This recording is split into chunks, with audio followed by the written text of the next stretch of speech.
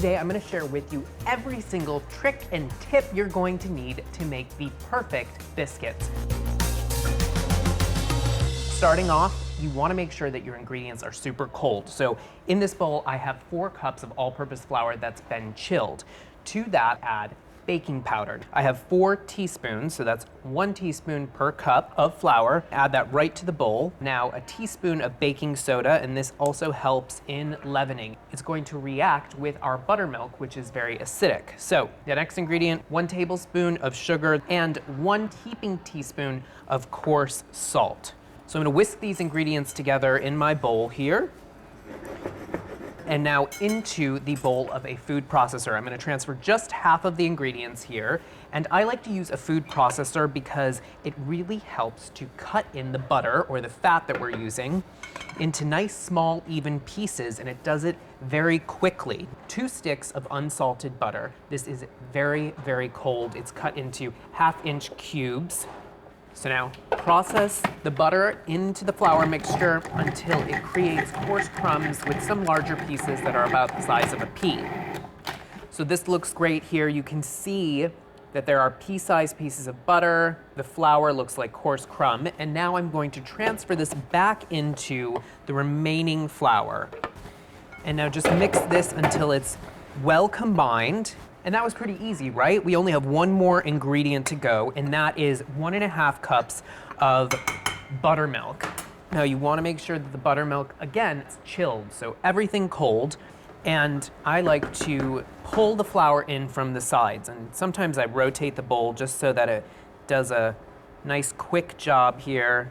You don't want to over stir or overwork the dough because that will create a dense or tough biscuit, something that has a little bit more of a bready texture, and that's not what we're looking for.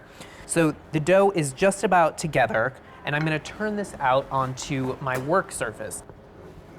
And so now with well-floured hands, what you're going to do is bring the dough together, and you're going to gently but quickly knead the dough. This isn't a bread dough, so don't knead it with too much force. You just want to create a cohesive dough so that you can punch out your biscuits.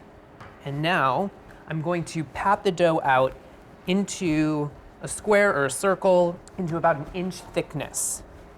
Now you can see the little pieces of butter in the dough, and those little pea-sized pieces of butter are going to melt during the baking process, and melting creates steam, which helps to leaven your biscuits. So you want to make sure that you have nice sized pieces, but they're not too big.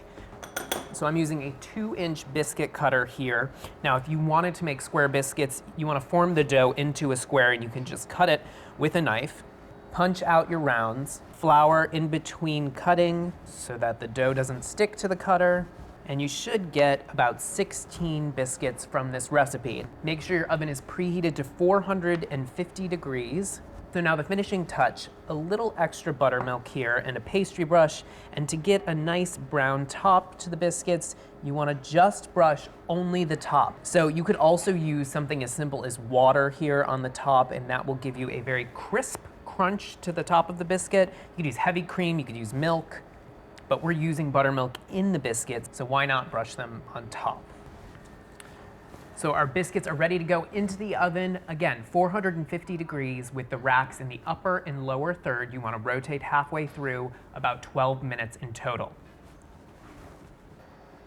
So the biscuits are right out of the oven. They're golden brown and beautiful.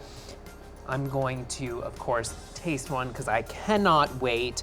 They're super flaky, and whether you decide to pair these with some bacon and eggs for breakfast or with some strawberries and whipped cream for a shortcake, here it is. This is the only buttermilk biscuit recipe you will ever need. Enjoy, guys.